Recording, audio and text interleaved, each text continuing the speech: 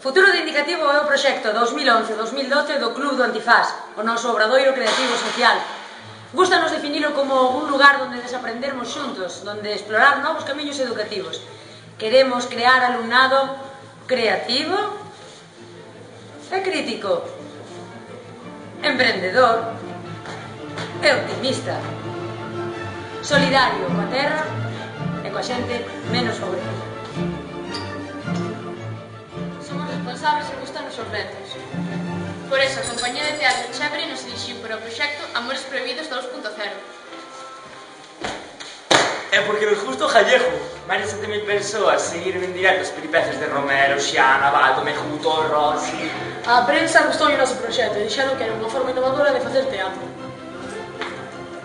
Nos gustou moito trabajar con Juancho, Miguel de Lira, Xesús, María, Rubén.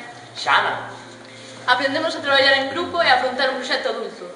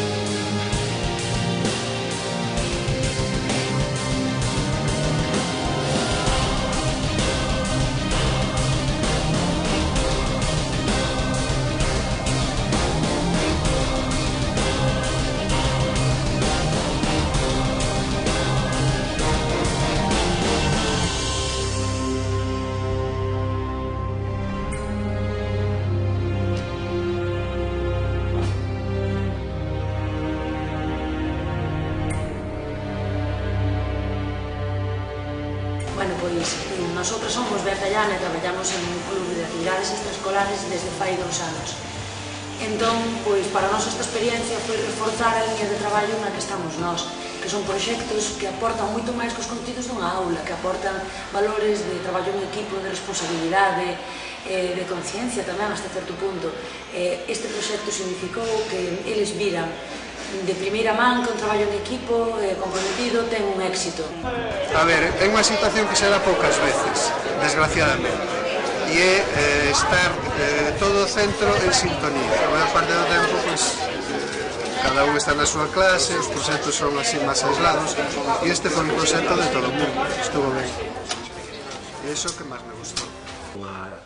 Unha experiencia completamente innovadora, unha experiencia pioneira, e fomos afortunados e afortunadas por ser nós, o Instituto, os protagonistas. Empezou a semana con un vento fresco de ría, con un ventiño que se notaba en Boiro, tamén se notaba nas redes sociais, e aí foi como unha cicloxénese explosiva que aconteceu do Ecuador ao final do proxecto. Todo voaba e tamén dentro do proxecto todo voou.